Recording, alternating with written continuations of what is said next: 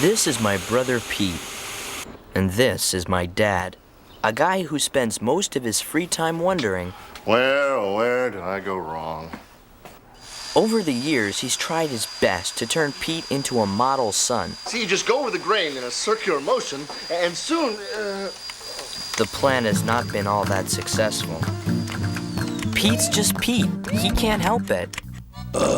Whether he's collecting burps, catching bugs, or staring into the electromagnetic vortex of a lunar eclipse, Yes. there's always been a certain Pete approach to life Dance, señorita, dance. that Dad has never appreciated. Even when Pete tries to please Dad, like the time he put a high-gloss finish on the lawn for Father's Day, he just can't win. inside! Pete knew they'd never be like other fathers and sons, building tree forts together and fishing for smelt. He didn't really want that anyway. All he wanted was for Dad to accept him for the Pete he was. I didn't think he had a chance. I mean, you know how dads can be. Then, on one sunny Saturday morning, not too far from here, something happened that changed everything. If you wanted to, you could call it a miracle.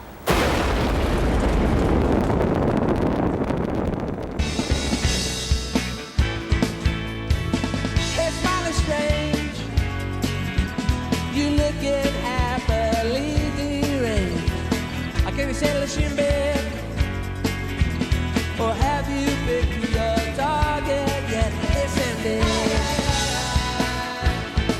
Got your dog bite. It's ended.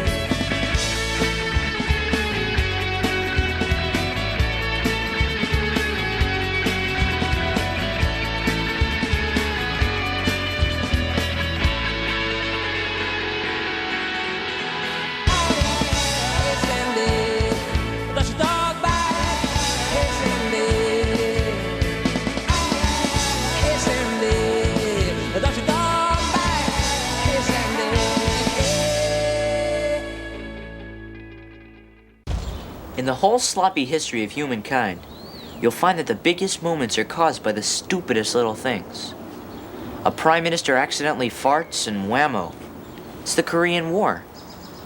In the case of Pete and Dad's miracle friendship, It all started with a blacktop grudge match between my dad's '88 Dodge Aries and Mr. Hickle's fuel-injected Throttle Jet 5000. Suck my fumes, Nimrod. they used to be friends. But ever since the bicentennial, when Mr. Hickle inadvertently melted our bird bath, the two of them started a feud that's been building ever since. The only problem is, Mr. Hickle also happens to be the father of my all-time best friend, Ellen Hickle. Over the years, we've tried to ignore their feud, but when we heard it was all coming down to this one final race, well, we had to take sides. I pitched in by drawing a map of the course, while Ellen did her part by making this perfect Mr. Hickle action figure to ride in the car during the race. How do I look, honey? It was a true labor of love, and soon they grew closer than any father, daughter, and action figure should be. Nice. As for Pete, he sculpted a stainless steel voodoo hood ornament. But as usual, his best wasn't good enough for Dad. Whose side are you on, anyway? I mean, not only will this thing weigh me down, it's completely unaerodynamic. I mean, it could cost me the race. Despite the rejection, Pete wasn't about to give up yet. Not while he still had his own personal superhero, Artie, the strongest man in the world. Pete never did trust Phil Hickle, much less the Phil Hickle action figure, and he knew if he could dig up some dirt, he could prove himself to Dad once and for all.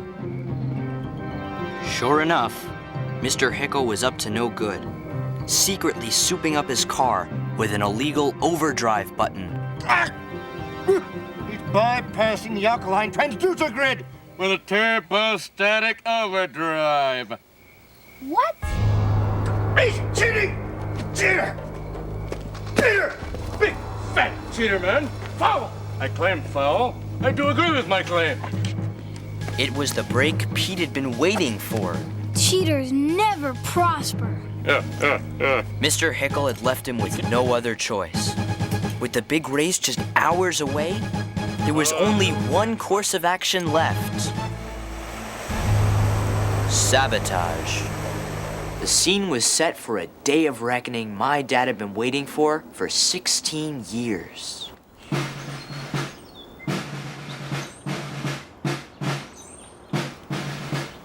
Come on, Don, where's your manners?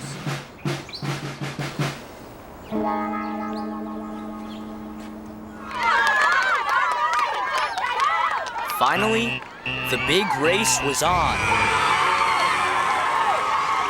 Dad cranked his turbocharged V8 engine to maximum thrust and quickly roared to a commanding lead. Don't mess with the best, pellet head. Come on, baby. But as they turned the corner at West Platelet Avenue, Mr. Hickle hit the button on his secret weapon. And the throttle jet surged ahead. Poke me with a stick! Then, just when Dad seemed dusted, the results of Pete's sabotage became beautifully clear.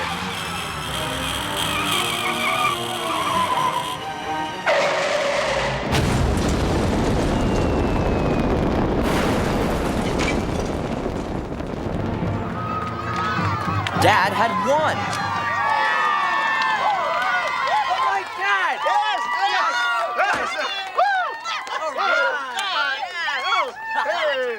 Hey, where's Pete? Beats me. Oh, I figures he missed my big moment. Congratulations. That'll teach you to mess with my dad. At our victory dinner that night, Dad learned the truth about what Pete had done. I'd never seen him prouder. Not only had he won the race, but his misfit son had saved the day. And there, you know what else my little commando did for me? What, dear? He gave me this. Well, I think you both should go over to the Hickles tomorrow and return that Action Man to Phil. Ellen made it for him. That's right. There's no reason for this to get out of hand. Let's all be adults about it and... Attention! Attention! We interrupt your dinner to bring you a special announcement. It's Phil! Talk about dirty tricks. Mr. Hickle knew our mom had a metal plate in her head from an accident she had when she was a kid, and by broadcasting at the right frequency, he could transmit radio messages using her plate like an antenna. And until I get the $695.65 you owe me for destroying my car, these broadcasts will continue non-stop. And now for a selection from the Hawaiian Soldiers Chorus.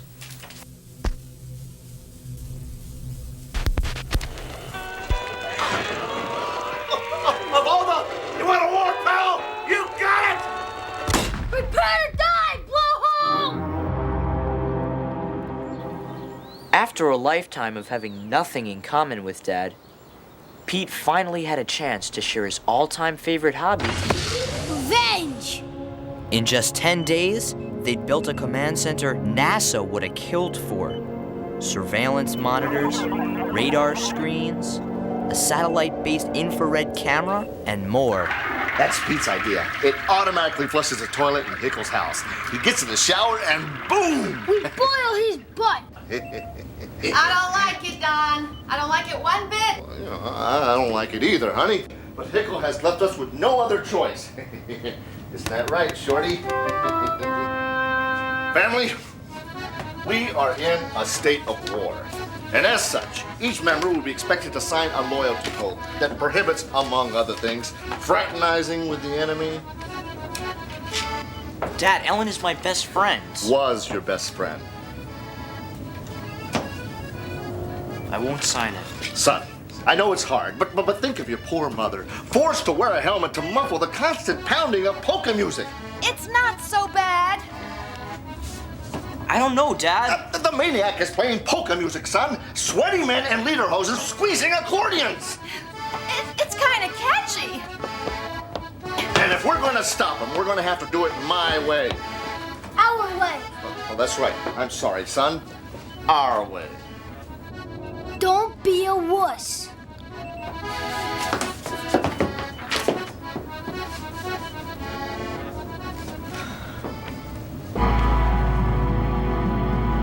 The ink wasn't even dry on my signature before Dad and Pete struck back with the ultimate secret weapon. Archie, the strongest man in the world. The plan was to use Artie's superhuman strength to move Mr. Hickle's house to Saskatchewan. But because of a slight back sprain he got from lifting a Brazier Emporium the week before, Artie was only able to budget 1 inch. Even so, the prank worked beautifully.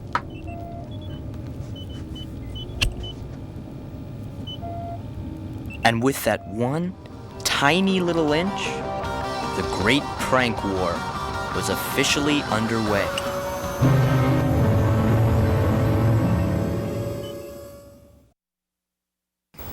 In the annals of modern history, you'd have to go back to the trench warfare of World War I to find a battle as fiercely fought as what became known as the Great Prank War. Nobody messes with Phil Hickle. Nobody!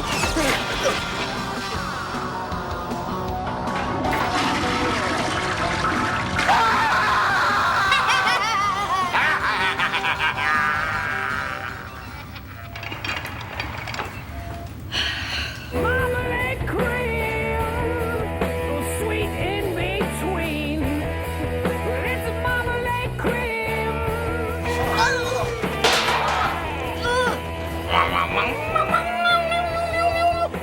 Guitar solo. Oh.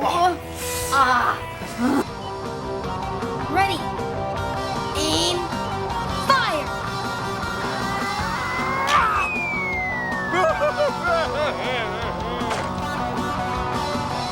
Take that, grunge bag. As Dad and Pete learned the meaning of togetherness, Ellen and I learned the meaning of being apart. I know it seems stupid, but he is my dad and I did promise. Besides, our every move was being tracked by radar. Since we knew the payphones were tapped, we had to communicate by dropping off secret letters with crossing guard Kenneth G. Keegan, a man who had seen maybe one too many spy movies. Okay, I've got it memorized. The plan had been for Ken to simply deliver the notes, but he had his own ideas. It was a little difficult at first. Dear Otto? Pete. But after a few days, he got the hang of it. Dear Pete, I couldn't stop. I couldn't stop thinking about you yesterday. Whoa. Hot stuff. We're just friends. Sure you are. Forget our family self-destructing. I wanted the prank war to end so Ken would stop winking at me. Unfortunately, it showed no signs of cooling down.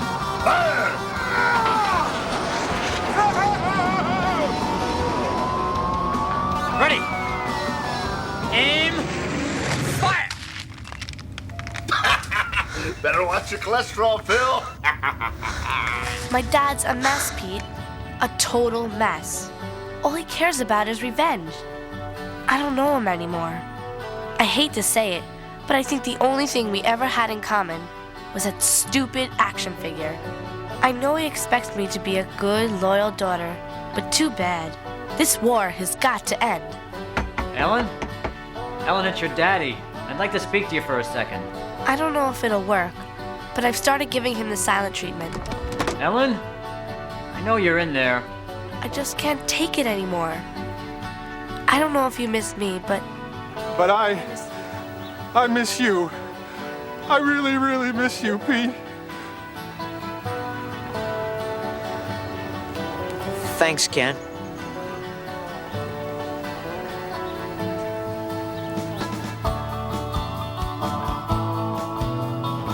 walked home faster than usual that day to do my stupid shift in the war room. I guess I was hoping I'd catch a glimpse of Ellen. Hi, honey. Off to your French horn lessons?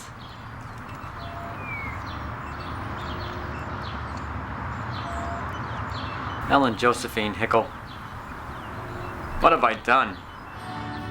When I saw her, I knew who I had to be loyal to, and it wasn't Dad or Pete. I miss you too, Ellen.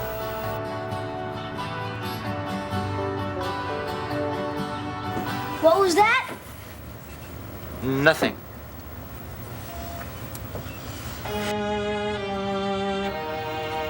Pete, I can't take this anymore. You've got to call it off. No can do, comrade. I know why you're doing this. It's Dad, isn't it? You're afraid that if the war ends, your friendship will end too. Shut up! I know how you feel, Pete. But this can't last forever. Things have to go back to normal. Why? You know why. If you're not gonna end this, I will.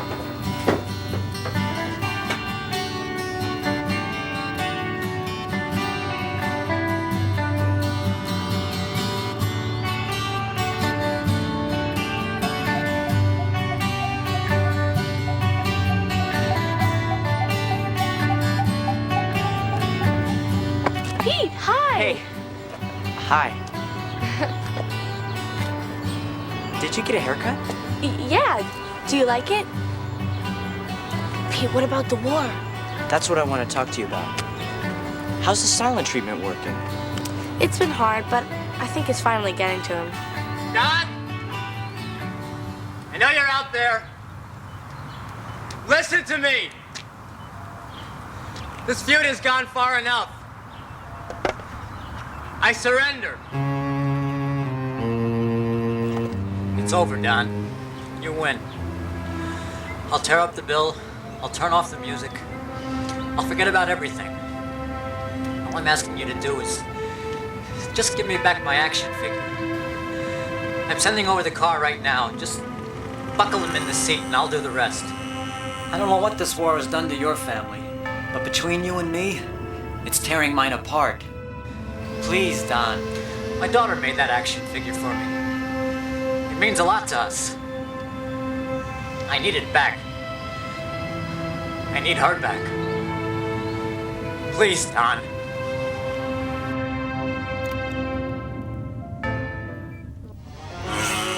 With the fate of the prank war entirely in his hands, Pete made a command decision. If Phil Hickel wanted his action figure back that much, he'd gladly give it to him, along with a little added surprise. As we were all about to find out, the war wasn't over until Pete said it was over. Heads up, Shorty. You're going home.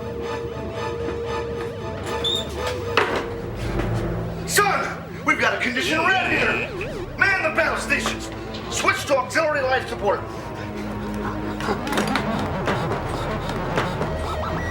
What's that flame hole up to?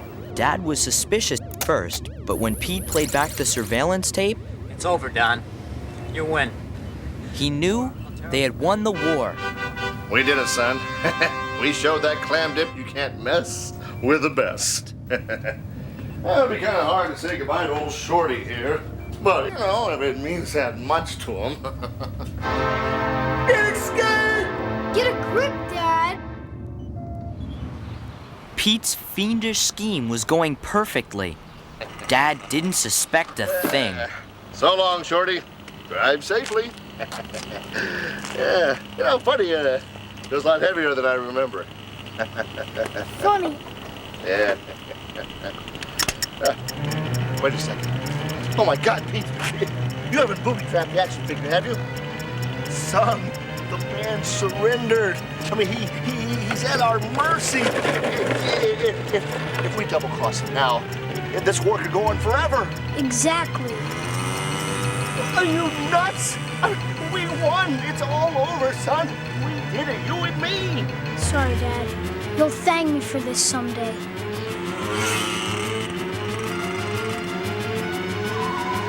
Oh, well, where did I go wrong? Dad! Oh. Listen to me. Pete's out of control. You've got to put an end to this before it's too late. You're absolutely right, son. I am? Yeah, now come on, everybody. You too, mister. Let's go. We've got to stop that car. Suddenly, it was the big race all over again. Only this time, Dad had more on his mind than revenge.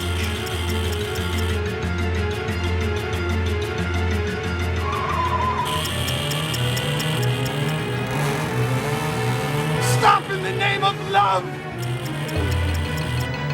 Uh-oh!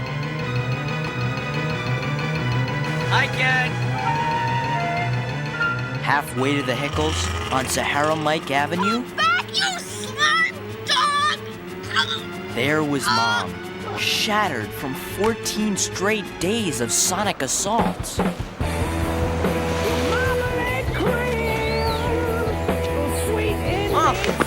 Whoa!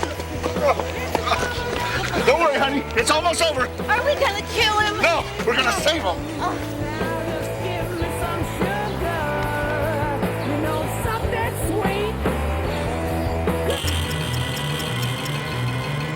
You're almost home.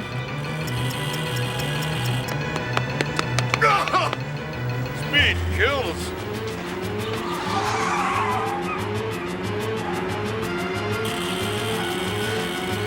Pulling a double cross on Phil Hickle? Never!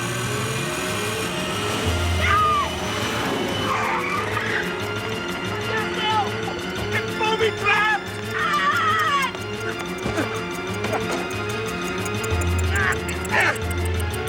What the?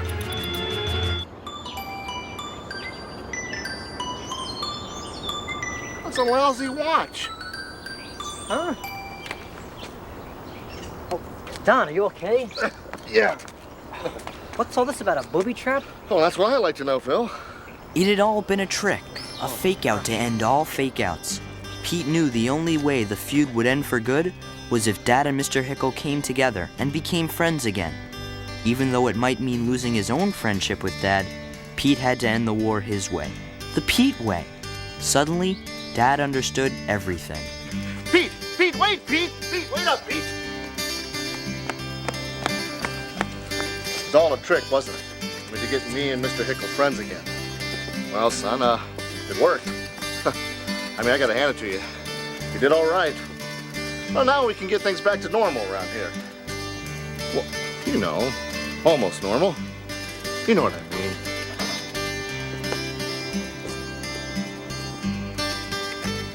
Looks like you might need some new eyebrows.